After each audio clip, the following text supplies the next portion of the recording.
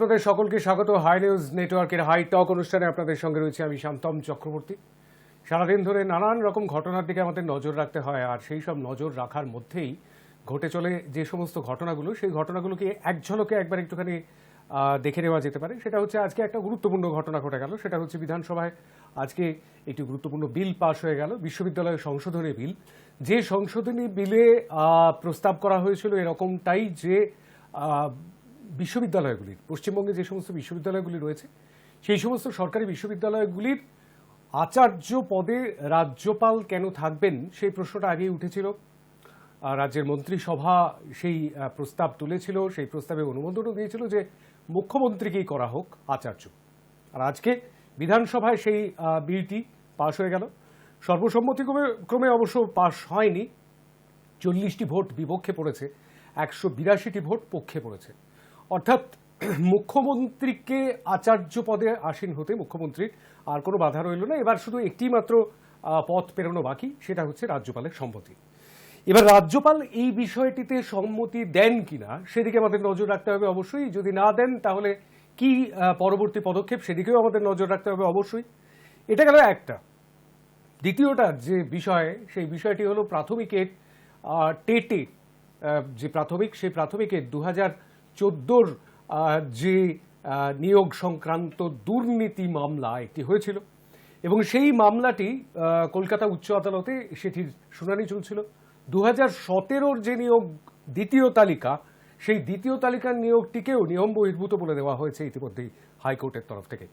আদালতের তরফ থেকে এটাও বলা হয়েছে যে 269 জনের নিয়োগ বেআইনিভাবে হয়েছে, তাদের বেতন বন্ধেরও নির্দেশ দেওয়া হয়েছে আদালতের তরফ থেকে। ইতিমধ্যেই সিবিআইতে হাজিরা দেওয়ার নির্দেশ দেওয়া হয়েছিল প্রাইমারি বোর্ডের সভাপতি এবং সচিবকে। তারা বিকেল 5:30 নাগাদ সেখানে হাজিরা দিয়েওছেন, তাদের জিজ্ঞাসাবাদও করা হচ্ছে।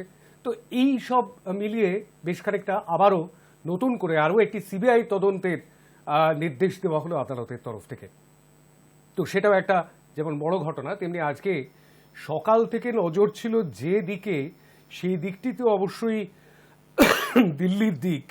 তার কারণ দিল্লিতে রাহুল গান্ধীকে এনফোর্সমেন্ট ডিরেক্টরেট ডেকে পাঠিয়েছিল ন্যাশনাল হেরাল্ড মামলায়।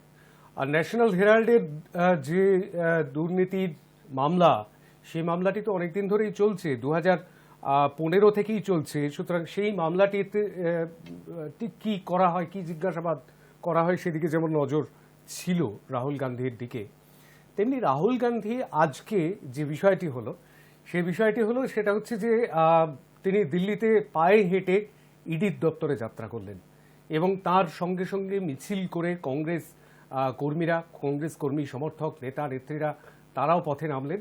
এবং শুধুমাত্র যে দিল্লিতে তাই নয়, দেশের বেশ কিছু জায়গায়, এমনকি কলকাতাতেও ইডির দপ্তর অভিযান করা হলো, ইডির দপ্তরের সামনে বিক্ষোভ দেখানো হলো কংগ্রেসের তরফে। তো জাতীয় কংগ্রেসের এই যে কর্মসূচি, এই কর্মসূচিকে অনেকেই অনেকটা মনে করছেন যে এটা খানিকটা শক্তি প্রদর্শন, অর্থাৎ তারা রাস্তায় নেমে খানিকটা শক্তি প্রদর্শনই করলেন। কারণ ইডির তারা দপ্তরে ঢুকতে চান, তাদেরকে ঢুকতে দেওয়া হয়নি, বাইরে থেকে তারা বিক্ষোভ প্রদর্শন করেছেন, কোথাও সেটা প্রতিহিংসার রাজনীতি, এই বিষয়টাকে প্রতিপন্ন করতে চেয়েছেন। কিন্তু সেই সঙ্গে সঙ্গে সামনেই যে গুরুত্বপূর্ণ নির্বাচনগুলি রয়েছে, তার আগে নিজেদের শক্তি প্রদর্শনটাও খানিকটা বোধহয় সেরে রাখলেন কংগ্রেস, ভারতের জাতীয় কংগ্রেস। সুতরাং এই ঘটনাটার পাশাপাশি আরও একটি বিষয়, আপনারা জানেন যে একজন বিজেপি নেত্রী, বিজেপির প্রবক্তা, তিনি যে মন্তব্য করেছিলেন, সেই মন্তব্যের পরিপ্রেক্ষিতে যে অশান্তির আঁচ ছড়িয়েছিল গোটা দেশে, যা কোনো মতেই অভিপ্রেত ছিল না, কিন্তু হয়েছে। সরকার কড়া হাতে সেই বিষয়টিকে দমন করবার চেষ্টা করেছে, বিভিন্ন রাজ্যের সরকার দমন করবার চেষ্টা করেছে, এই রাজ্যের সরকারও দমন করবার চেষ্টা করেছে। কিন্তু সেই পরিপ্রেক্ষিতে একটি মামলা দায়ের করা হয়েছিল, সেটা হচ্ছে এই অশান্তির ঘটনায় কেন্দ্রীয় বাহিনীকে তলব করা হোক, সেনাবাহিনী নামানো হোক, এরকম একটি মামলা করা হয়েছিল হাইকোর্টে। সেই পরিপ্রেক্ষিতে হাইকোর্ট বলেছে যে যদি পরিস্থিতি হাতের বাইরে বেরিয়ে যাচ্ছে এরকমটা মনে করে রাজ্য, তাহলে কেন্দ্রীয় বাহিনীকে তলব করতেই পারে। রাজ্য সরকারের হাতে এই বিষয়টা তুলে দেওয়া হয়েছে, এবং আগামী দুদিনের মধ্যে পুরো ঘটনার রিপোর্ট জানতে চেয়েছে কলকাতা হাইকোর্ট। কলকাতা এবং তার কলকাতায় নয়, তার আশপাশের অঞ্চলে বিভিন্ন জেলায়, হাওড়া, মুর্শিদাবাদ, নদিয়াতে যে ঘটনাগুলি ঘটেছে তার পূর্ণাঙ্গ রিপোর্ট চেয়েছে কলকাতা হাইকোর্ট। সুতরাং এই পরিপ্রেক্ষিতে আজকে আমাদের আলোচনা একটু ঘোরাফেরা করবে এই বিষয়গুলিকে নিয়ে। তার মধ্যে আরও বেশ কিছু ঘটনা ঘটেছে, সেই ঘটনাগুলোর দিকে অবশ্যই পরে আলোকপাত করব, কিন্তু তার আগে দেখে নেব আজকের প্রশ্নগুলো।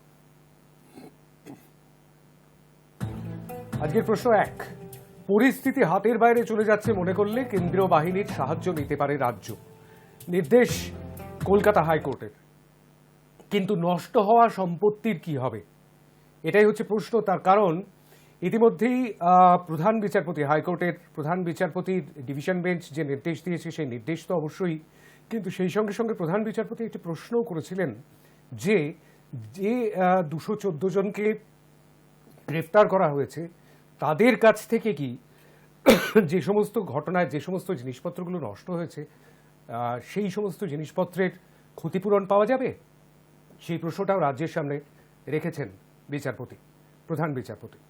সুতরাং এইটা গেল 1 নম্বর প্রশ্ন। এবার 2 নম্বর প্রশ্ন আসছে, ন্যাশনাল হেরাল্ড মামলায় রাহুল গান্ধীকে ইডির তলব নিয়ে ধুন্ধুমার রাজধানী, 3 ঘন্টা জেরা প্রাক্তন কংগ্রেস সভাপতিকে। মিছিল বিক্ষোভ কেন, রাজনৈতিক প্রতিহিংসার অভিযোগ? এটা হচ্ছে প্রশ্ন 2। আর এবার আসছে প্রশ্ন 3, রাষ্ট্রপতি নির্বাচন নিয়ে বিরোধীদের একজোট করতে কংগ্রেস নয়, এগুলো তৃণমূল কংগ্রেস। দলীয় মুখপত্রেও কংগ্রেসকে তোপ ঘাসফুলের, বিজেপি বিরোধী ঐক্যে ফাটলের পূর্বাভাস। এই ক্ষেত্রেও বলে রাখা দরকার যে দলীয় মুখপত্র অর্থাৎ জাগো বাংলায় আজ একটি সম্পাদকীয় প্রকাশিত হয়েছে এবং সেই সম্পাদকীয়তে বীরবলের প্রসঙ্গ টেনে এনে এরকমটাই বলা হয়েছে যে নিজের দিকে যখন বিপদটা ধেয়ে আসে, অর্থাৎ ইডিকে যদি বিপদ বলে মনে করা হয়, তাহলে সেই বিপদ যখন ধেয়ে আসে তখন তাদের বিরুদ্ধে মুখ খোলে কংগ্রেস, কিন্তু অন্য দলের ক্ষেত্রে যখন যে সমস্ত কেন্দ্রীয় এজেন্সিগুলি রয়েছে তারা পদক্ষেপ করে সেক্ষেত্রে তাদের অন্য রকম মন্তব্যই দেখতে পাওয়া যায়। এই বিষয়টাই আজকে দলীয় মুখপত্রে অর্থাৎ জাগো বাংলায় এই বিষয়টাকে উত্থাপন করে কংগ্রেসকে তোপ দেখেছে ঘাসফুল শিবির। সুতরাং জায়গাটা বেশ খানিকটা জটিল হতে চলেছে এরকমটাই মনে করছে রাজনৈতিক বিশ্লেষকরা। তো সেই জায়গা থেকে আমরা একটুখানি আজকের আলোচনা শুরু করব এবং আলোচনার শুরুতে একটুখানি নজর রাখবো প্রথমে যে দিকটাতে, সেদিকটা হচ্ছে অবশ্যই রাজ্যের আইন শৃঙ্খলা পরিস্থিতি।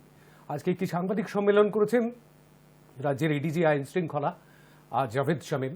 তিনি ঠিক কি বলেছেন আমরা একটু সংক্ষেপে সামান্য একটু শুনে নেব যে ঠিক কি কি ব্যবস্থা করা হয়েছে রাজ্যের তরফ থেকে, রাজ্য পুলিশের তরফ থেকে। শুনে নেব প্রথমে, তারপর আসবো। Road blockade, rioting, arson, damage to public property বা স্প্রেডিং কমিউনাল হেট্রেডে যত রকম আমাদের আছে, অল সিভিয়ার স্ট্রিনজেন্ট অ্যাকশনে 200 জনের বেশি অ্যারেস্ট আমরা ডিফারেন্ট সেকশনসে করেছি এবং they are all under very severe sections of law. We'll ensure that যে ম্যাক্সিমাম যা পানিশমেন্ট করানো যেতে পারে, ম্যাক্সিমাম ভালো করে যে চার্জশিট করা যেতে পারে তার ব্যবস্থা করা হচ্ছে। From all units have been instructed যে to deal with any emergency situation very strictly and very promptly and ensuring that no damage or to property or any kind of violence takes place.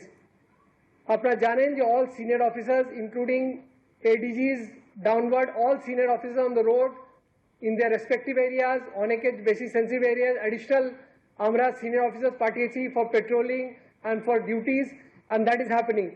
Raids are taking place in all places, চারিদিকেই raids হচ্ছে এবং specific আমরা identify করে করে যারা যারা travel মঙ্গার্স আছেন, যারা ইনভলভ ছিলেন ডিফারেন্ট ইনসিডেন্টসে, তাদের কিন্তু চিহ্নিত করা হচ্ছে এবং অ্যারেস্ট করা হচ্ছে।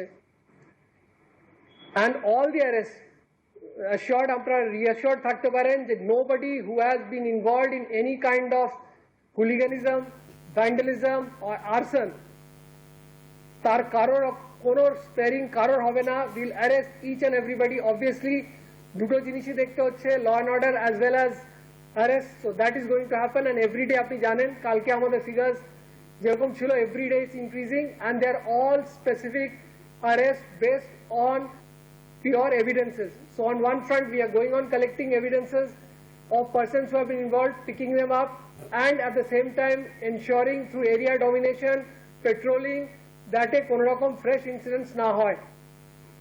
West Bengal is a big state with a huge population, and you have to appreciate যে এত বড় স্টেটে কোথাও কোথাও we are incident একটা দুটো করে সেকেন্ডারি হয়েছে, it has been limited. We have tried to contain it as much as possible. Every senior officer on the road, এবং till now there has been no loss of life or any serious injury. এখানে আপনাদের একটা request থাকবে যে কাল একটা প্রচুর একটা রিউমার চলছিল, ওগুলো একটু ভেরিফাই করে নেবেন, somebody being killed with the local units. All units have been told যে আপনাদের যদি কোনো ইন্টারাকশন হয়, আপনাদের কোনো দরকার হয়, আপনাদের সঙ্গে কথা বলবেন, আপনাদের সঙ্গে they can share all information, কোনো অসুবিধা নেই, সেটা আপনারা কাইন্ডলি ভেরিফাই করে নেবেন before publishing or telling anything. All units will cooperate with you as far as any information is concerned.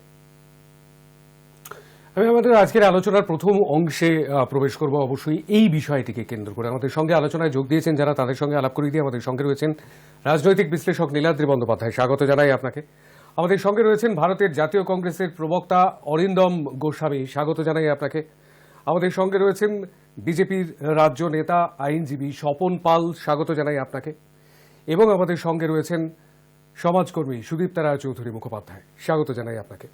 আমি একটু প্রথমে যাব যে বিষয়টাতে, খুব সংক্ষেপে যাব এই বিষয়টাতে, যে বিষয়টাতে দুটো প্রশ্ন।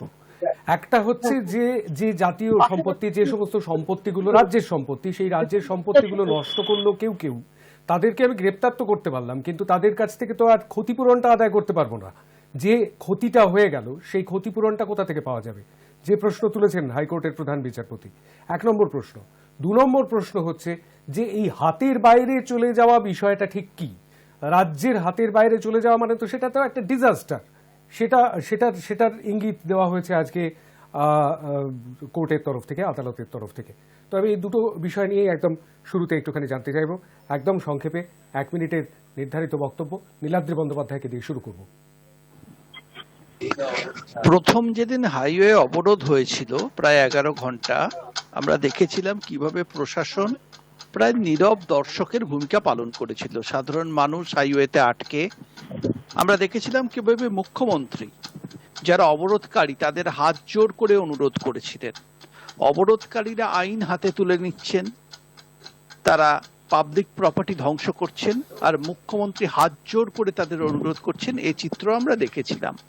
কিন্তু এই হাত জোর করে অনুরোধে স্বাভাবিক নিয়মেই কাজ হয়নি। পরের দিনই একই জিনিস রিপিটেড হয়েছিল, আবার পাবলিক প্রপার্টি নষ্ট হয়েছিল। তারপর কঠোর পদক্ষেপ নিতে প্রশাসন বাধ্য হয়। আমি শুধু একটা কথাই বলবো, প্রথম দিন থেকে প্রশাসন যদি এই হাত জোর করে অনুরোধের রাস্তায় না গিয়ে যারা হাতে আইন তুলে নিচ্ছেন তাদের বিরুদ্ধে কঠোর ব্যবস্থা নিত, তাহলে আজকে এত পাবলিক প্রপার্টি নষ্ট, এই পরিস্থিতিটা আমরা দেখতাম না। আজকে জাভেদ সামিমের থেকে যে বক্তব্যটা আমরা পাচ্ছি, সেই বক্তব্য যদি আমরা প্রথম গন্ডগোলের দিন পেতাম প্রশাসনের কাছ থেকে, তাহলে তো এই পরিস্থিতি আমাদের দেখতে হতো না। তাও better they late than never. এটা একটা ভবিষ্যতে আমাদের শিক্ষা দিয়ে গেল যে কিভাবে এই দুষ্কৃতীদের সাথে ব্যবহার করতে হয়। হাত জোর করে তাদের মোকাবিলা করা যায় না, এটা চোখে আঙুল দিয়ে দেখিয়ে দিয়ে গেল। আমি স্বপন পালের কাছে যাবো, 1 মিনিটের নির্ধারিত বক্তব্য, আনইন্টারাপ্টেড। দেখি, নীলাদ্রিবাবু খুব সুন্দরভাবেই বলেছেন যে প্রশাসন সেই দিন নীরব দর্শকের ভূমিকা পালন করেছিলেন। কারণটা কি? যে কালীঘাটের কোনো রকম নির্দেশ ছিল না বলে পুলিশ আধিকারিককে বিভৎসভাবে মারা হয়েছে।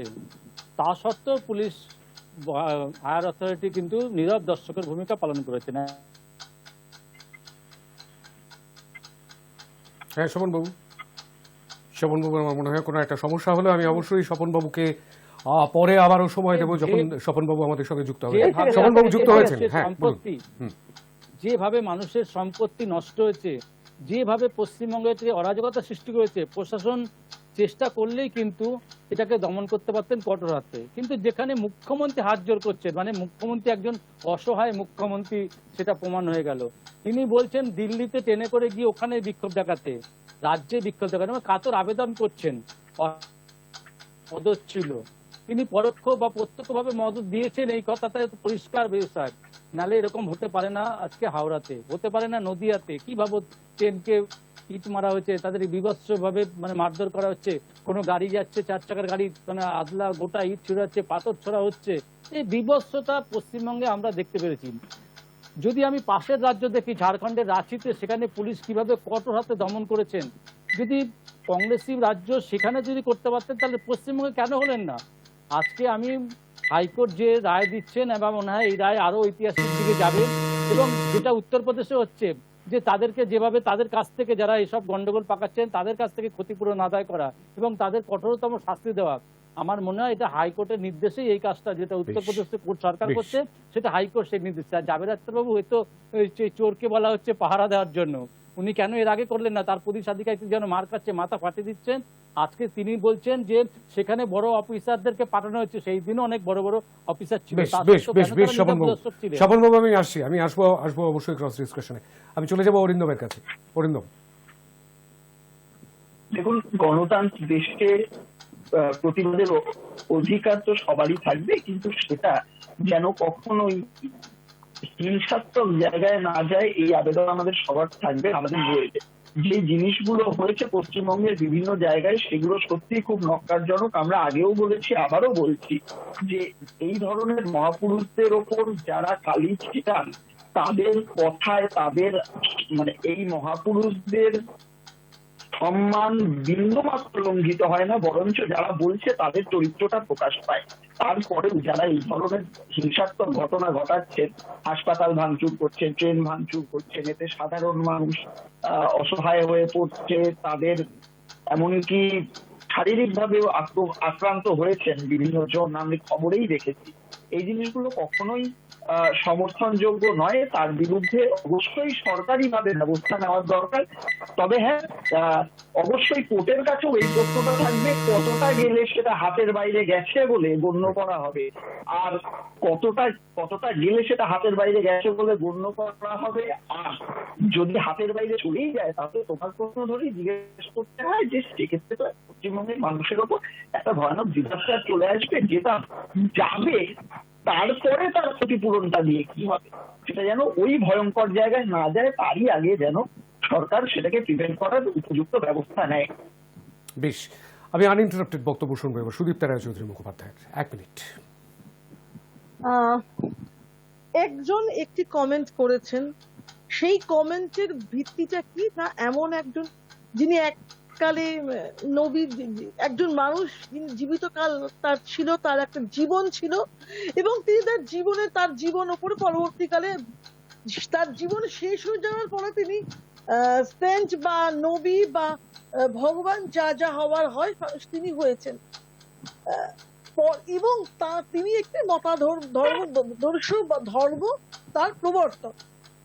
এটা ধর্ম জিনিসটা এত ভঙ্গুর বা ঠুনকো হবে কেন, বা সেই ধর্মাবলম্বীরাও এত ঠুনকো হবেন কেন যে সামান্য একটি কথাতেই তা কাচের ঘরের মতো ভেঙে পড়বে এবং এত আবেগ এসে পড়বে। এটা গেল আমার প্রথম প্রশ্ন।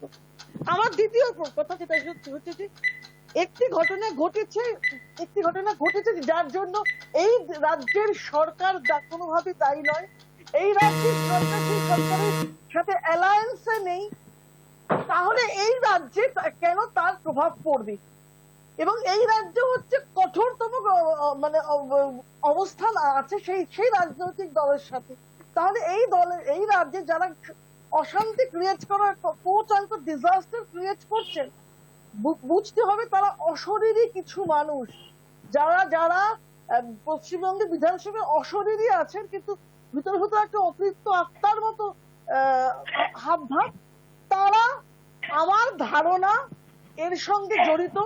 সাধারণ মানুষ রুটি কাপড়ার মাকান নিয়ে এই মূল্যবৃদ্ধির বাজারে এত বেশি মাত্রায় জর্জরিত, এটা সাধারণ মানুষের ভাবাবেগের কোনো মানে উদাহরণ নয়। এটা খুব ভেবে চিন্তে পশ্চিমবঙ্গকে আনরেস্ট করার জন্য একটি পরিকল্পনা। এবং আমি মনে করাচ্ছি আর এক সেকেন্ড বলছি, মনে করাচ্ছি যে এই ঘটনাটা যেদিনকে ঘটেছিল সেই শুক্রবার দিনকেই আমাদের মাননীয় অপমানিত পদ্মপাল বলে দিয়েছিলেন যে এই রাজ্যের আইন শৃঙ্খলা ভেঙে পড়েছে। অর্থাৎ পুরোটা খুব সাজানো চিত্রনাট্য।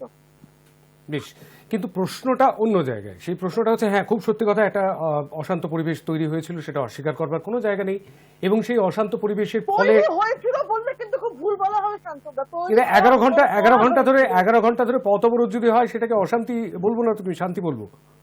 না না, বলবো তৈরি হয়েছিল, বলবেন না, তৈরি করা হয়েছিল। বেশ বেশ বেশ, না সেই ব্যাখ্যাটা করতেই পারেন, সেটা করতেই পারেন, সেটা করতে পারেন। হ্যাঁ, কেউ না কেউ তো, থাকবে না, কেউ বা কারা তো অবশ্যই এর পেছনে ছিল।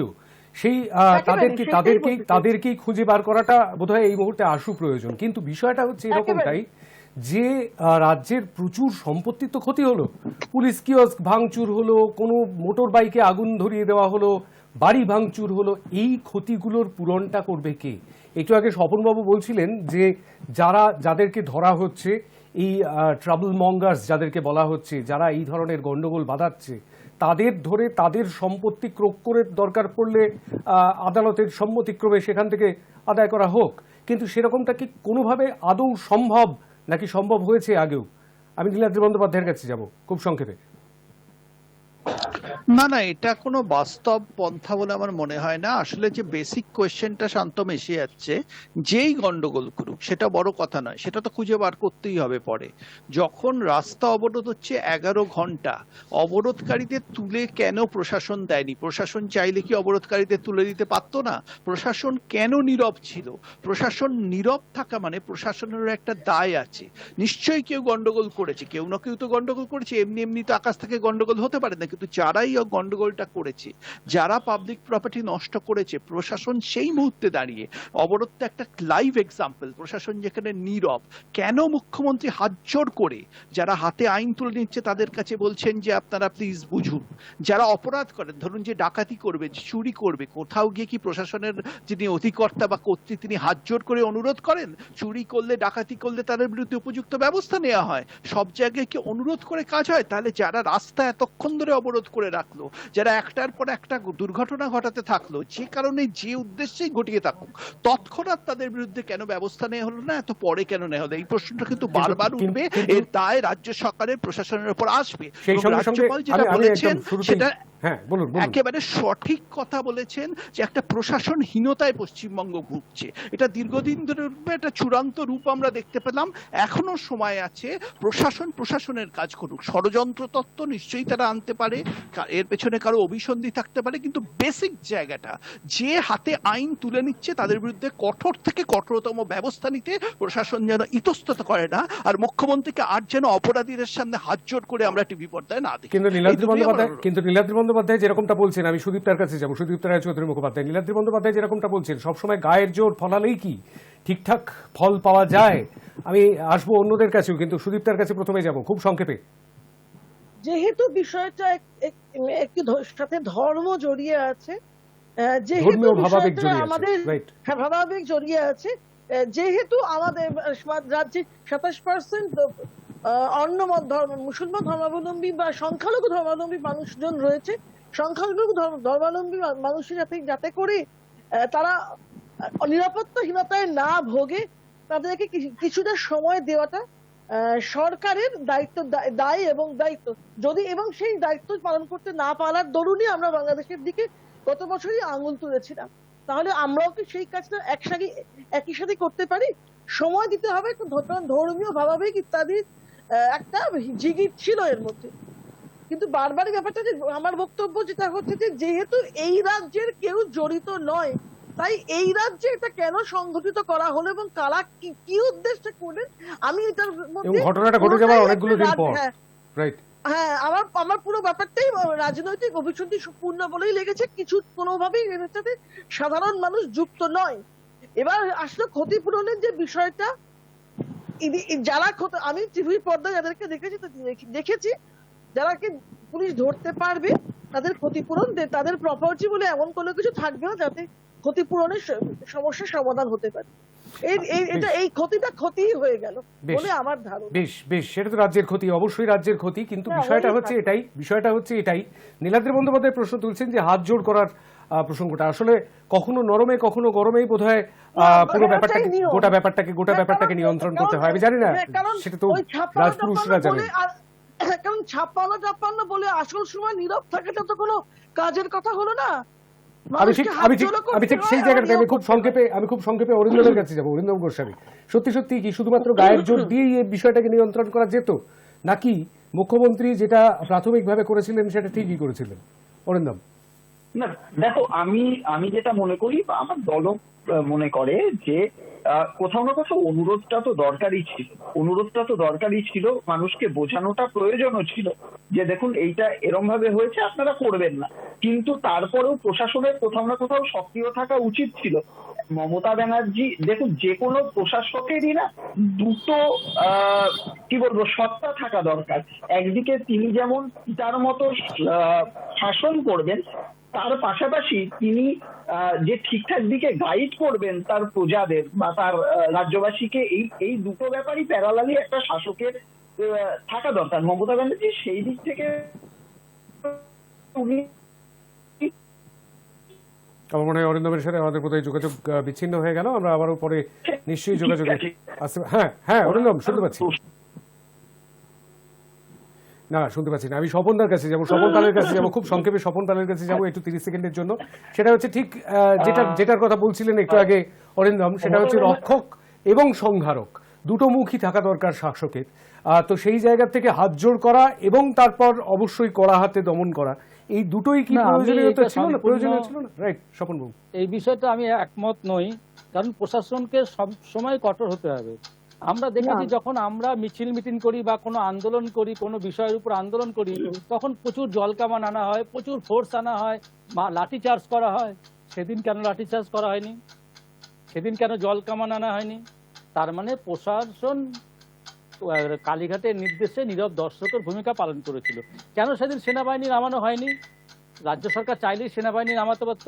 আমার লজ্জা লাগে যে আমরা এখনো অনেকে রাজ্যপালকে রাজ্যপাল বলতে লজ্জা বোধ করি, রাজ্যপালকে পদ্মপাল বলা হচ্ছে। যারা এরকম বলে তাদের আমার মনে হয় না পশ্চিমবঙ্গের মানে কিভাবে যে তারা চালাবে, কিভাবে তারা করবে, তাদের ভাবতে আমার লজ্জা লাগে। কারণ পশ্চিমবঙ্গকে যেভাবে দিনের পর দিন রসাতলে নিয়ে যাচ্ছে, খুব দুর্ভাগ্যের বিষয়। বাংলার আজকে যে ঘটনাগুলো ঘটছে কয়েকদিন যাবৎ, সারা ভারতবর্ষের মানুষ দেখছে, পৃথিবীর মানুষ দেখছে যে এখানে কি ঘটনা ঘটছে, কি রকম পরিস্থিতি হচ্ছে, যে মানুষের জীবিকার জায়গা নেই, সম্পত্তি নষ্ট হয়ে যাচ্ছে, দিনের বেলার গাড়িগুলোকে জ্বালিয়ে দেওয়া হচ্ছে, রেলে অবরোধ করা হচ্ছে, রেল ভাঙচুর করা হচ্ছে। আজকে ব্যবসায়ীরা 72 কিন্তু তবুও কেন বুলডোজার নামছে না? তাই তো এটা একটা বড় প্রশ্ন। হ্যাঁ, খুব সত্যি এই প্রশ্নটা আপনারা তুলেছেন বহুবার। এখনো বলবে সব কন্ট্রোলে আছে, কিন্তু আজকে সৌভাগ্যের বিষয় হাইকোর্ট অন্তত তার অবজারভেশনে কিছুটা অন্তত বিষয় এনেছে। আমরা আশা করব বাংলার মানুষ তাকিয়ে আছে হাইকোর্টের আগামী নির্দেশের দিকে, কারণ অবশ্যই আগামী 15 জুন এই মামলার পরবর্তী শুনানি। এখনো পর্যন্ত এটা হাইকোর্টের বিচারাধীন। আগামী 15 জুন এই মামলার পরবর্তী শুনানি হবে। সেই শুনানির পর আমরা হয়তো বলতে পারবো। একটা বিরতি নিতে হবে, ছোট্ট বিরতি নিতে হবে। একটা বোধহয় পেন্ডিং বক্তব্য রয়ে গেল নীলাদ্রি বন্দ্যোপাধ্যায়ের। আমি বিরতির ওপারে এসে নিচ্ছি। একটা ছোট্ট বিরতি, সঙ্গে থাকবেন।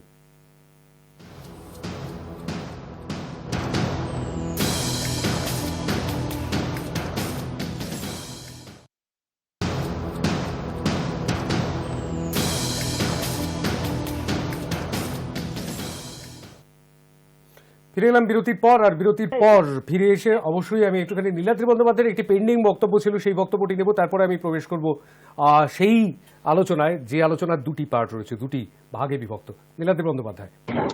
না শান্তম, একটা কথা আমি বলতে চাইছিলাম, আমাদের দেশটা ধর্ম নিরপেক্ষ দেশ, এটা নিয়ে আমরা সবাই গর্বিত হওয়ার উচিত। এবং একটা ধর্ম নিরপেক্ষ দেশে ধর্মের জিগির তুলে কেউ যদি আইন হাতে তুলে নেয়, তার প্রতি কেন মানুষ সহানুভূতি দেখাবে, সময় দেবে, এটা আমার বোধগম্য হয় না। আমি মনে করিয়ে দিই, যখন রামনবমী ছিল, কিছু হিন্দু ধর্মের মানুষ অস্ত্র নিয়ে মিছিল করার চেষ্টা করেছিলেন। রাজ্য সরকার যথার্থভাবে তাদের বিরুদ্ধে কিন্তু কঠোর ব্যবস্থা নিয়েছিলেন। তারা অপেক্ষা করেননি দুদিন এই মিছিলটা হয়ে যাক, তারপর দেখা যাবে, কিছুটা সময় দিলাম, ধর্মের ব্যাপার। তাহলে এক্ষেত্রে কেন অপেক্ষা করলেন? রাস্তা অবরোধ করে এতগুলো মানুষ রাস্তায় আটকে পড়ে আছেন, আর মুখ্যমন্ত্রী হাত জোর করে অপরাধীদের কাছে বলছেন যে আপনারা সুবুদ্ধি ফিরে আসুক। এভাবে কি সুবুদ্ধি ফিরিয়ে আনা যায়? হলো না। কিন্তু ফাইনালি কঠোর ব্যবস্থাই প্রশাসনকে নিতে হলো, তারপর পরিস্থিতিটা ঠিক হলো। তাহলে প্রথম মুহূর্ত থেকে কেন কঠোর ব্যবস্থা নেওয়া গেল না? নরমে গরমে ঠিক আছে, শুধুই নরমে হলে মুশকিল। আসলে ব্যবস্থাটা প্রথমে শুধুই নরমে ছিল, সেই জন্যই এই পরিস্থিতিটা উদ্ভব হলো, এতগুলো মানুষকে সাফার করতে হলো, এতটা গরম হতে পেল। হ্যাঁ, সুদীপ্ত রায়চৌধুরী মুখোপাধ্যায় কিছু একটা বলছিলেন। হ্যাঁ, বলবেন। হ্যাঁ, এর একটা ব্যাপার হচ্ছে যে ইস্যুটা এমন যে সারা পৃথিবী ভারতবর্ষকে ছি ছি করছে, ছেঁচাও বলছে, ছি ছি করছে।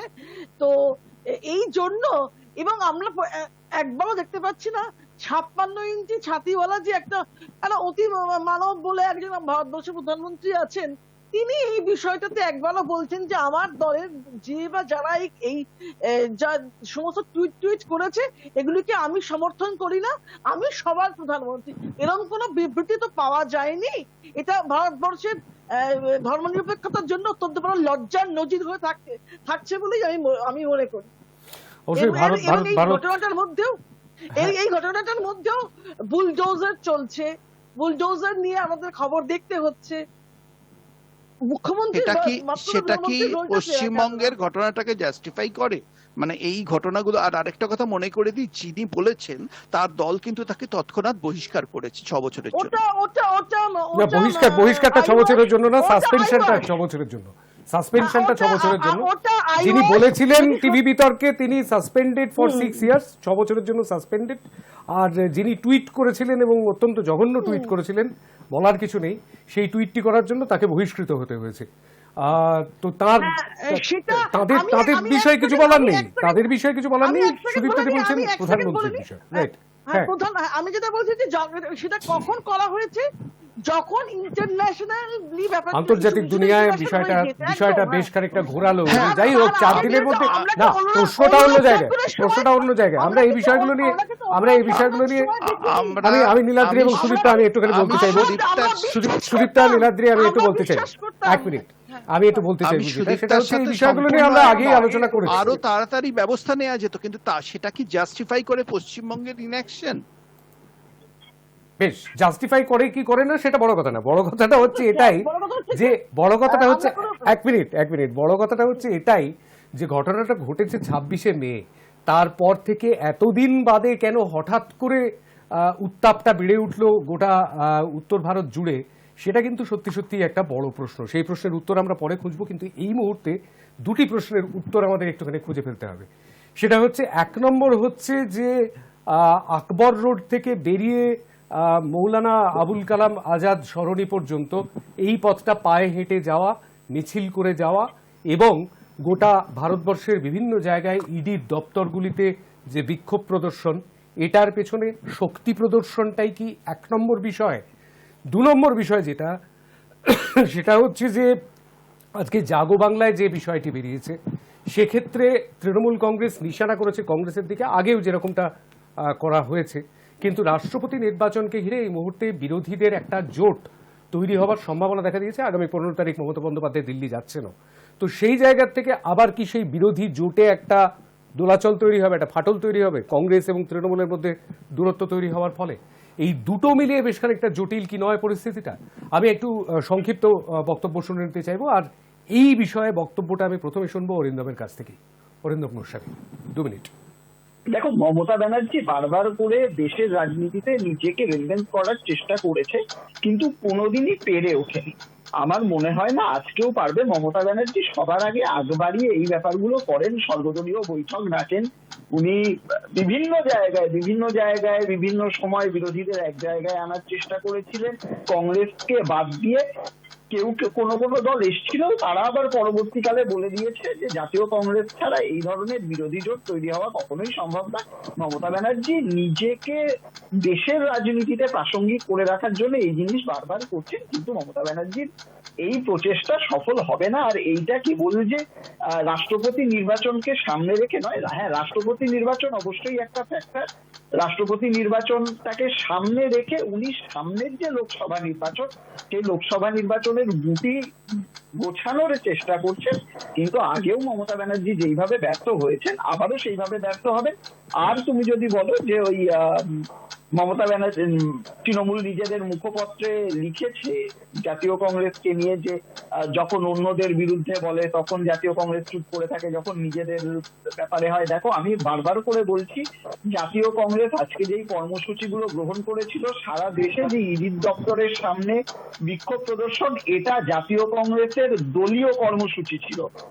এটা জাতীয় কংগ্রেসের দলীয় কর্মসূচি ছিল, আর এই দলীয় কর্মসূচি সব জায়গায় পালিত হয়েছে। কিন্তু তারপরেও আমাদের নেতা কখনো বুকে হাত দিয়ে, কখনো মাথায় হাত দিয়ে, বা কখনো নিম্নাঙ্গের রোগের অজুহাত দেখিয়ে হসপিটালে পড়ে থাকেনি। যদিও তার মা অসুস্থ, তারপরেও তিনি বুক ফুলিয়ে সবার সামনে দিয়ে যে অথরিটি গুলো রয়েছে সেই অথরিটিকে সম্মান জানিয়ে তিনি সেখানে হাজিরা দিয়েছেন, প্রশ্নের সম্মুখীন হয়েছেন। আমরা বিশ্বাস করি সমস্ত আইনি যা প্রক্রিয়া সেগুলো হবে, তারপরে রাহুল গান্ধী নির্দোষ প্রমাণিত হয়ে মাথা উঁচু করে আবার বেরিয়ে আসবে। কিন্তু তার পাশাপাশি এই যে তার প্রতি জাতীয় কংগ্রেসের যে নেতা রাহুল গান্ধী, তার প্রতি যে দলীয় আক্রোশের ফলে এই ধরনের যে ঘটনা, তার আমরা নিন্দা করছি এবং তার বিরুদ্ধে আন্দোলন প্রতিবাদ চলবে। বেশ, কংগ্রেসের এই যে অবস্থানটা, এই অবস্থানটা মানে কংগ্রেসের বললে চলবে না, শুধু বলতে হবে ভারতের জাতীয় কংগ্রেসের যে অবস্থান, সেই অবস্থানটার কিন্তু দুটো দিক আছে। একটা দিকে রয়েছে ভারতীয় জনতা পার্টি, অন্যদিকে রয়েছে তৃণমূল কংগ্রেস। সুতরাং আমি একটুখানি স্বপনদার কাছ থেকে শুনে নেবো আগে 2 মিনিট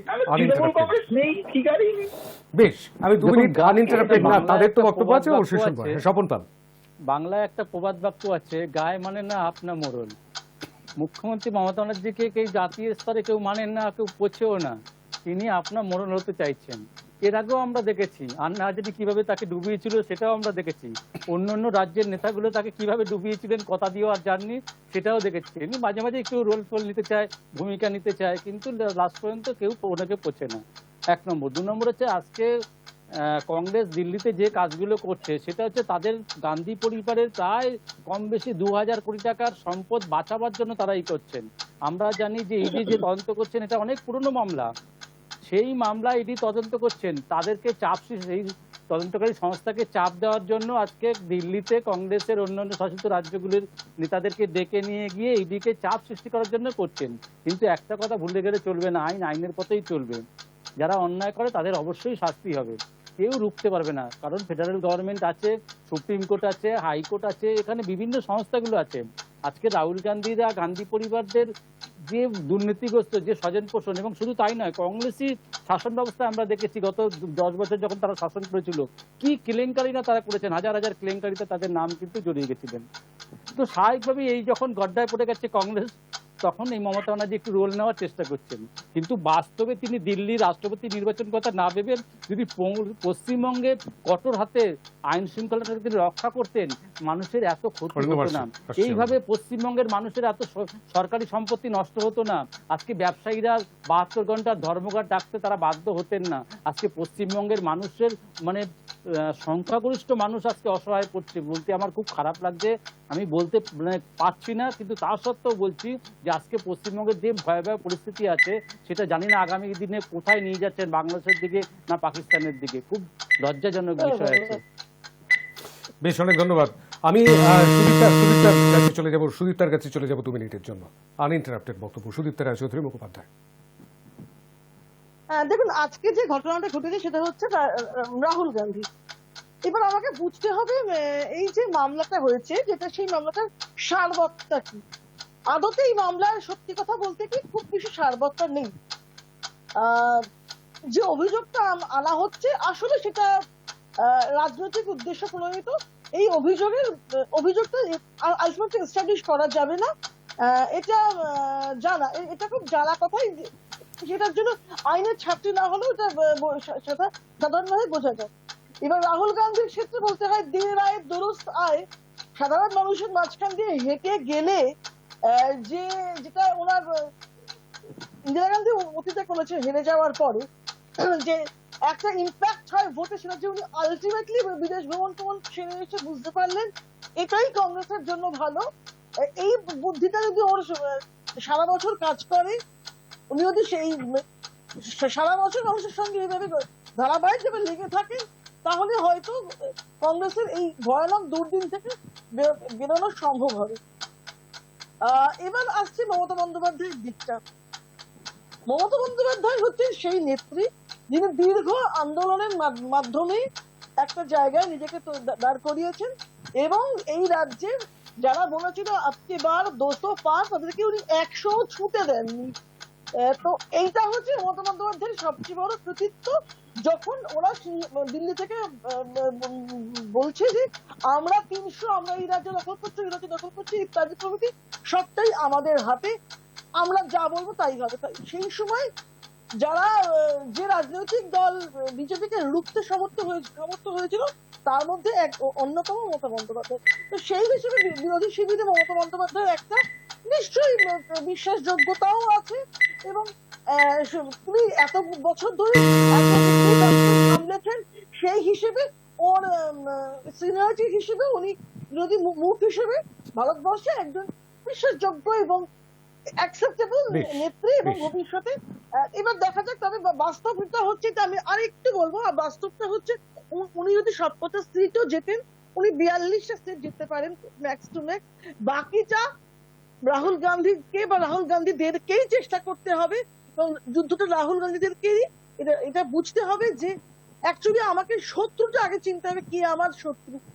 কংগ্রেসের সমস্যা হচ্ছে কংগ্রেস আমি জোটের প্রশ্নে অবশ্যই আসবো, রাইট, জোটের প্রশ্নে অবশ্যই আসবো। আমি নীলাদ্রি বন্দ্যোপাধ্যায়ের কাছ থেকে 2 মিনিট আনইন্টারাপ্টেড শুনে নেবো, তারপর আসবো ছোট্ট করে ক্রস ডিসকাশনে। নীলাদ্রি, দেখুন, সিবিআই যখন কাউকে ডাকছে বা ইডি যখন কাউকে ডাকছে, কিছু তথ্যের ভিত্তিতে, কিছু সন্দেহের ভিত্তিতে ডাকছে। এবার সেটা ফাইনালি ঠিক প্রমাণিত হতে পারে, ভুলও হতে পারে প্রমাণিত, কেউ বেকসুর খালাসও পেয়ে যেতে পারেন। কি হবে, আমি জ্যোতিষী নই, আমার সেই যোগ্যতা নেই, সেই দক্ষতা নেই আগে থেকে বলে দেওয়ার এর ফলাফল কি হবে। আমি শুধু একটা কথাই বলতে পারি, যখন অভিষেক বন্দ্যোপাধ্যায়কে ইডি ডাকে এবং অভিষেক বন্দ্যোপাধ্যায় যখন ইডির দপ্তর থেকে বেরিয়ে সাংবাদিক সম্মেলন করেন, কথা বলেন, তখন অনেক ব্যঙ্গ বিদ্রুপে তাকে শিকার হতে হয়। আর এই ব্যঙ্গ বিদ্রুপটা শুধুমাত্র বিজেপির থেকে আসে না, এই ব্যঙ্গ বিদ্রুপটা অনেক সময় কংগ্রেস বা অন্যান্য বিরোধী দলের থেকেও আসে। কিন্তু আজকে যখন রাহুল গান্ধীকে ইডি ডাকছে, তাহলে একইভাবে রাহুল গান্ধী যখন পুরো কি বলবো, একটা মেগা শো করে হেঁটে যাচ্ছেন, তাহলে সেটা কি ব্যঙ্গ বিদ্রুপের শিকার একই যুক্তিতে হতে পারে না? অথবা অভিষেক বন্দ্যোপাধ্যায়কে ওইভাবে ব্যঙ্গ বিদ্রুপ করাটা ভুল। নিজের একটি দায়িত্বকে রাহুল গান্ধীকে ডাকলে সেটা হচ্ছে সাজানো ঘটনা বা সেটা ঠিক নয়, আর অভিষেক বন্দ্যোপাধ্যায়কে কোনো ক্ষেত্রে ডাকলে সেটা সঠিক, এই ধরনের ইঙ্গিত দেওয়াটা বোধহয় ঠিক নয়। তৃতীয়ত, রাহুল গান্ধীকে যে বিষয়ে ডাকা হয়েছে সেটা প্লেন সিম্পল দুর্নীতির মামলা, দুর্নীতির একটা অভিযোগ উঠেছে তার বিরুদ্ধে এবং সোনিয়া গান্ধীর বিরুদ্ধে, এবং সেই জন্য ডাকা হয়েছে। অভিযোগ, এটা তো প্রমাণিত হয়নি, অভিযোগই বলবো। এখন এই ঘটনাটাই কি হচ্ছে শান্তম, কংগ্রেস যখন দুর্নীতির বিরুদ্ধে লড়াই করছে, বিশেষ করে পশ্চিমবঙ্গে দুর্নীতির বিরুদ্ধে বলছে, রাজ্য সরকারের দুর্নীতি, যখন দলের সর্বোচ্চ নেতা এবং নেত্রীর বিরুদ্ধে দুর্নীতির অভিযোগ উঠছে, তখন পশ্চিমবঙ্গে তাদের বক্তব্য রাখার কি বলবো, মানুষের কাছে বিশ্বাসযোগ্যতাটা অনেকটা কমে যাবে। এটা কিন্তু কংগ্রেসকে পাবলিক পারসেপশন অনেক দুর্বল করে দেবে, বিশেষ করে পশ্চিমবঙ্গে।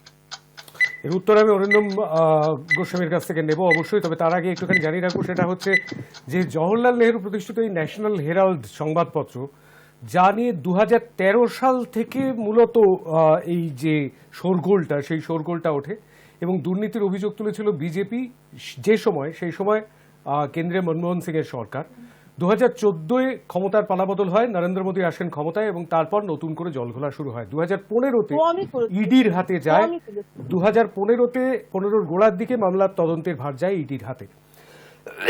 একটু মনে করিয়ে দিতে চাইবো, সেটা হচ্ছে যে প্রথম দফার যে তদন্ত, সেই তদন্তের পর ইডি কিন্তু কংগ্রেসের দাবিকেই মান্যতা দিয়েছিল, মামলাটি বন্ধ করার সুপারিশ করেছিল। কিন্তু তারপর ইডির তৎকালীন অধিকর্তা রাজন কাটোচকে সরিয়ে দেওয়া হয়েছিল, নিশ্চয়ই মনে আছে। তো সেই জায়গা থেকে ওই প্রতিহিংসার বিষয়টা যেটাকে সামনে আনা হচ্ছে, যাকে সামনে রেখে আজকেই এতটা পথ হেঁটে যাওয়া, গোটা ভারতের বিভিন্ন জায়গায় ইডির দপ্তরের সামনে বিক্ষোভ, তো সেই জায়গাটা, সেই প্রতিহিংসার বিরুদ্ধে কি এইভাবেই জন আন্দোলন করা? অরিন্দম, দেখো, প্রথম কথা বলি আমি, যে কংগ্রেস এত বড় চোর, আর আমরা কি ভয়ঙ্কর রকমের অপদার্থের শাসনে বাস করছি। কংগ্রেস এত বড় চোর, কিন্তু আজ প্রায় 2 টার্ম বিজেপি ক্ষমতায় রয়েছে ভারতবর্ষে, কংগ্রেসের একটা নেতাকে ধরতে পারলো না। কংগ্রেসের বিরুদ্ধে কত বড় বড় অভিযোগ ছিল, সেটা তুমি কোলগেট বলো, সেটা তুমি 2G স্পেকট্রাম বলো, সেটা তুমি যে কথা বলবে সেটা বলো, আমি এক্স্যাক্টলি ভুলে যাচ্ছি। আরে যাই হোক, প্রত্যেকটা জায়গায় কংগ্রেসের নামে এত বড় বড় মামলা ছিল, কিন্তু এরা দুটো টার্ম ক্ষমতায় রয়েছে, তারপরেও আজকে একটা নেতাকে ধরে দেখাতে পারলো না। ওয়ার এ রাজা কাদের সময় গ্রেফতার হয়েছিল? জাতীয় কংগ্রেস যখন ছিল।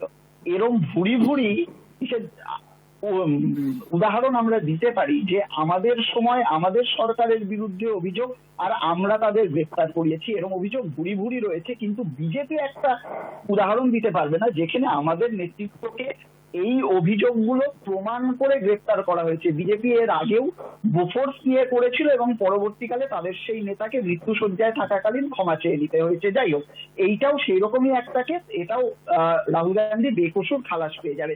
আমি আবারও বলছি, নীলাদ্রি বাবু যেটা বললেন যে আমরা তৃণমূলের নেতাদের বিরুদ্ধে মাঝে মধ্যে বলি যে তারা, কখন বলি জানেন তো, যখন ওই আমি আগেও বললাম, যখন কেউ কখনো মাথায় হাত দিয়ে, কখনো বুকে হাত দিয়ে, বা কখনো নিম্নাঙ্গে রোগের অজুহাত দেখিয়ে উডবানে গিয়ে ভর্তি হয় আর ইডির সমন এড়িয়ে যায়, আমরা তখন তাদের বিরোধিতাটা করি।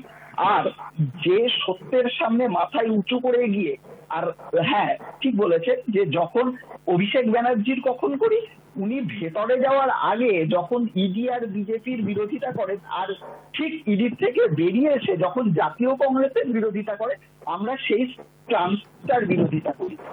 কিন্তু তারপরেও যারা এই রাইট রাইট রাইট আমি সুদীপ্তা রায় চৌধুরী মুখোপাধ্যায়ের কাছে যাবো। সুদীপ্তা, না অ্যাকচুয়ালি ব্যাপারটা কি হচ্ছে, কংগ্রেসের একটা অদ্ভুত সমস্যা আছে। সমস্যাটা হচ্ছে রাজ্য কংগ্রেস আর জাতীয় কংগ্রেস, না তো দিল্লির যেটা আইসিসি। আইসিসির কাছে আজ প্রায় 50 বছর হয়ে গেল এই স্টেটের কোনো ভ্যালুই নেই। স্টেট আছে কি নেই সেটার কোনো ভ্যালু নেই। তো সেই দিক দিয়ে দেখতে গেলে এরা রাজ্য কংগ্রেস অনেক সময় অনেক বিষয় তাদের বক্তব্য রাখে। যেমন ইউপিএ 1 ফর্মের সময় বলেছিল যে সিপিএম এর সমর্থনের ব্যাপারে অমত ছিল। আবার ইউপিএ 2 এর ক্ষেত্রেও যখন মমতা বন্দ্যোপাধ্যায়, তখনও অনেক রাজ্যের অসুবিধার কারণ তারা দাখিল করেছিল। তো রাজ্যের অবস্থান আলাদা, আর ইআইসিসি একটা অনেক বৃহত্তর পার্সপেক্টিভ তাদেরকে ভাবতে হয়। সেক্ষেত্রে এই যে রাজ্যকে লাগাতার ইআইসিসি ইগনোর করে চলেছে, এই যে একটা ক্ষোভটা আছে, তো রাজ্য কংগ্রেস এটার মধ্যে কোনো ভুল নেই। আমি আরেকটি কথা বলতে বাধ্য হচ্ছি, এছাড়াও তৃণমূল কংগ্রেসের দ্বারা রাজ্য কংগ্রেস ক্ষতিগ্রস্ত কিভাবে, তৃণমূল কংগ্রেস ফর্মেশনের পরেও কিছু দল ভাঙানোর কাজও হয়েছিল, এইভাবেও কংগ্রেস দুর্বল হয়েছে। তো এই কারণে রাজ্য কংগ্রেসের যে ক্ষোভটা থাকবে সেই সত্যটাকে উড়িয়ে দেওয়া যায় না, কারণ তাদেরকে কিন্তু রাজনীতি করতে হচ্ছে। তারা দিল্লির কাছে গুরুত্ব পাচ্ছে না, রাজ্যেও প্রায় 25 বছর ক্ষমতার বাইরে থাকার দরুন গুরুত্বহীন হয়ে পড়ছে। তো একটা অদ্ভুত সমস্যায় তারা হয়ে যাচ্ছে। তাদের এই সমস্যাটাকেও কিন্তু আমি একজন সাধারণ রাজনীতির সমর্থক হিসেবে নিশ্চয়ই বুঝতে পারি। কিন্তু রাজনীতির যে এই মুহূর্তের, আমি অবশ্যই অরিন্দমের নিশ্চয়ই কিছু বলবার থাকবে, কিন্তু বিষয়টা হচ্ছে এরকমটাই যে এই মুহূর্তে বিরোধী ঐক্যটাকে শক্তিশালী করাটা বোধহয় খুব বেশি জরুরি ছিল। কিন্তু সেই বিরোধী ঐক্যটাকে, আমার তো তাই বিশ্বাস, যেমন আমি যেমন শুরু আমি একদমই সেটাই বলতে চাইছি যে বিরোধী ঐক্যটাকে, ন্যাশনাল হেরাল্ড কোনো মামলাই নয়, ন্যাশনাল হেরাল্ড কোনো মামলাই না, কিন্তু না সে মামলা তো মামলার জায়গায় থাকবে, মামলা তো মামলার জায়গায় থাকবে, ইডি তো ইডির মতন করে তদন্ত করবে, এবং সেই সঙ্গে সঙ্গে প্রতিহিংসার রাজনীতির বিষয়টা উঠবে, অবশ্যই উঠবে তো। কিন্তু বিষয়টা হচ্ছে, আমি একটু স্বপনবাবুর কাছে যেতে চাইছিলাম, সেটা হচ্ছে যে অভিযোগ বারবার এরকমটা করা হচ্ছে, কিন্তু প্রতিহিংসার রাজনীতির কথাও বলা হচ্ছে। একদিকে যেমন প্রতিহিংসার রাজনীতির কথা বলা হচ্ছে, অন্যদিকে তেমনি একটা বিজেপি বিরোধী জোট, অর্থাৎ কেন্দ্রে যেহেতু বিজেপির সরকার, তাই বিজেপি বিরোধী জোট একটা এককাট্টা হওয়ার চেষ্টা করছে। কিন্তু সেটা কোথাও না কোথাও কোনো না কোনো ভাবে ঘেটে যাচ্ছে আইডিয়াটা। সেই জায়গা থেকে মমতা বন্দ্যোপাধ্যায় যেটা করলেন, অর্থাৎ বিরোধী দলগুলোকে একসাথে ডাকলেন, যেটা করার কথা ছিল হয়তো কংগ্রেসের, অর্থাৎ সোনিয়া গান্ধীর, সেই জায়গাটাতে কোথাও একটা মমতা বন্দ্যোপাধ্যায় কি এগিয়ে গেলেন, নাকি এটাও একটা সমস্যা তৈরি করবে? কি মনে হচ্ছে স্বপনবাবু? মানে আপনাদের তো অ্যাডভান্টেজ। গান্ধী পরিবার ভারতবর্ষকে কখনো নেতৃত্ব আর দিতে পারবে না। 1 নম্বর, গান্ধী পরিবারের যারা এখন নেতৃত্ব স্থানীয়, তারা বিদেশে ঘুরে বেড়াচ্ছেন, আমরা দেখেছি অন্যান্য যারা দেশের শত্রু তাদের সঙ্গে গিয়ে একসঙ্গে মানে বারে গিয়ে ড্যান্স করছেন বা তাদের সঙ্গে বসে কথা বলছেন বা সলা পরামর্শ করেন, এটাও আমরা দেখেছি। সবথেকে বড় কথা, আজকে আমি একটা কথা বলতে চাই, মানে কংগ্রেসের অনেক নেতা মন্ত্রীকে ইডি বা এরা ধরতে গিয়ে পাঁচিল টপকে ধরতে আসেন, তাদের সাহস আসেনি যে তারা স্যালেন্ডার করা, এটাও আমরা দেখেছি। দুর্নীতিগ্রস্ত বলছিলেন না, তাহলে তারা এতদিন জেট খাটলো কেন, কেন পাঁচিল টপকে তাদেরকে অ্যারেস্ট করতে হলো, এটা আজকে বুঝতে হবে। আজকে ভারতবর্ষের নরেন্দ্র মোদীর নেতৃত্বে যে সাফল্য এসছে, বিশ্বের দরবারে ভারতবর্ষকে যেভাবে প্রতিষ্ঠিত করেছে, তো স্বাভাবিকভাবেই কখনোই আজকে নরেন্দ্র মোদীর যে সরকার চলছে তার এগেনস্টে কেউ যাবে না, যে ভালো কাজ করছে বলে। তাই এরা বিরোধী জোট কখনোই অ্যাকসেপ্ট করতে পারবে না। আর সবথেকে বড় কথা, বিরোধী জোটের কে মুখ হবে? আজকে আমরা জানি রাজ্যের যে বর্তমান মুখ্যমন্ত্রী, সে গত রাষ্ট্রপতি নির্বাচনে প্রণব মুখার্জির বিরোধিতা করেছিলেন, সেই দিনটা একটু ভুলে গেছে, যিনি বাঙালি হয়ে বাঙালির বিরোধিতা করেছিলেন। তো সেই মানুষটাকে কেন মানুষ, ভারতবর্ষের অন্যান্য রাজ্যের নেতারা তাকে বিশ্বাস করবে, তাকে ভরসা করবে? বেশ, আঙুল তুলেছেন সুদীপ্তা, পারে না। আঙুল তুলেছেন সুদীপ্তা, 30 সেকেন্ডের জন্য যাবো সুদীপ্তা রায়চৌধুরী মুখোপাধ্যায়। হ্যাঁ, উনি বললেন যে ভারতবর্ষের এমন অবস্থা নাকি ভালো বিদেশের মাটিতে। যখন আমি একটু মনে করি ভারতবর্ষের অবস্থা এই মুহূর্তে, বিদেশ থেকে বলছে যে সেখানে সংখ্যালঘুদের কোনো নিরাপত্তা নেই, বিদেশ থেকেই বলা হচ্ছে যে এখানে মানুষের চাকরি নেই, ওই বিদেশ থেকেই অভিযোগ করা হচ্ছে যে যখন কৃষি আন্দোলন হচ্ছিল তখন নরেন্দ্র মোদীর ভূমিকা সঠিক ছিল না। অতএব বিদেশের যে কথাটা বলা হচ্ছে ওর কথা কোনো সারবত্তা নেই। আর যে বিষয়টাতে আমরা আলোচনা করছিলাম সেটা হচ্ছে যে মমতা বন্দ্যোপাধ্যায়ের অ্যাকসেপ্টেন্স আছে বলেই আপনি আজকে বিরোধী আসনে বসে আছেন। এবং একবার শ্রীলঙ্কায় ঘুরে আসুন, একবার শ্রীলঙ্কায় ঘুরে আসুন, একবার পাকিস্তানে ঘুরে আসুন, একবার আফগানিস্তানে বেশ বেশ বেশ বেশ বেশ না, আমি দেশের বাইরে কোথাও যাবো না, দেশের বাইরে কোথাও যাবো না, এখন দেশের বাইরে কোথাও যাবো না, এখন দেশের বাইরে কোথাও যাবো না, করোনা আবার বাড়ছে। হ্যাঁ, সুদীপ্তা রায়চৌধুরী মুখোপাধ্যায়, 10 সেকেন্ড। পাঁচিল ডিঙানোর যে কথাটা হচ্ছে, যখন পাঁচিল ডিঙাচ্ছিল চিদম্বরমের বাড়ির, ঠিক সেই সময় কিন্তু আমাদের রাজ্যে যারা বিজেপিতে জয়েন করেছিলেন তাদের অনেকেই কিন্তু নারদার সাথে অভিযুক্ত ছিল। তাদের বাড়ির পাঁচিল কেন দুয়ারেও তো আমরা সিবিআই কে দেখিনি, ঠিক কেন দেখিনি? তাহলে তারই বা কি অভিসন্ধিটা ঠিক কি জানতে চাইছিলাম। বেশ, আমি অরিন্দমের কাছে যাবো খুব সংক্ষেপে, 30 সেকেন্ডের জন্য অরিন্দমের কাছে যাবো। অরিন্দম, অনেকগুলো বিষয় উঠেছে এবং সেই বিষয়গুলোতে মানে আমি একটা জিনিস দেখলাম, সেটা হচ্ছে যে এই যে ন্যাশনাল হেরাল্ড যা নিয়ে ইডি আজকে ডেকে পাঠালো, সেই বিষয়টা সম্পর্কে কিন্তু সুদীপ্তা রায়চৌধুরী মুখোপাধ্যায় কিন্তু বিষয়টাকে একদম পাত্তা দিতেই রাজি নন, এবং সেটা তিনি পরিষ্কার বলেই দিয়েছেন যে এটা কোনো মামলাই নয়, এটা জাস্ট প্রতিহিংসা। কিন্তু সেই প্রতিহিংসার বিষয়টি অবশ্যই মানবেন না স্বপনবাবু। তো আমার একেবারে পরিষ্কার একটি প্রশ্ন, সেটা হচ্ছে এই যে বারবার এই যে মাঝখানে যে সংঘাতগুলো তৈরি হচ্ছে, এই সংঘাতগুলো তো ওই জোট কোথাও বেঁধে উঠতেই অসুবিধাটা তৈরি করছে, আর যাতে অ্যাডভান্টেজ পেয়ে যাচ্ছে বিজেপি, তাই নয় কি? 2024-এ হয়তো সেরকমটাই হবে। অরিন্দম, 30 সেকেন্ড। দেখো, ঘটনা হচ্ছে আমরা বারবার করে বলছি যে বিজেপিকে হারাতে হবে, বিজেপিকে বৃহত্তর স্বার্থে হারাতে হবে। স্বপনবাবু বলছিলেন না যে ভারতবর্ষ খুব ভালো জায়গায় রয়েছে, আমি হাঙ্গারিন দেশ, আমি অন্যান্য সমস্ত রেশিও বাদ দিলাম, আমি একটা জিনিস দিয়ে শুধু বলবো যে হ্যাপিয়েস্ট কান্ট্রি ইন্ডেক্স তুমি যদি দেখো, সেখানে ভারতবর্ষ আরো 15টা ধাপ নেমে গেছে। তাহলে এটা দিলে তুমি ওভারঅল পরিস্থিতিটা বুঝতে পারবে। হ্যাপিয়েস্ট কান্ট্রির ইন্ডেক্সে ভারতবর্ষ আরো 15টা ধাপ নেমে গেছে। কিন্তু তার পাশাপাশি আমরা এটাও বলছি, বিজেপিকে হারানোটাই কেবল মূল উদ্দেশ্য নয়, মূল উদ্দেশ্য হচ্ছে ভারতবর্ষে আমাদের যে কথা, আমাদের যে নৈতিকতার প্রশ্নে আমাদের যে স্টান্স গুলো, সেগুলো প্রতিষ্ঠা করা।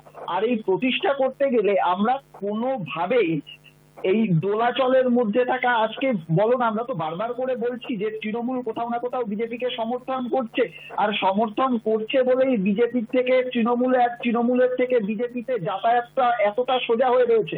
আমরা কি করে সেই বিজেপির বিরুদ্ধে লড়াই করতে গেলে সেই তৃণমূলকে সঙ্গে নিতে পারি?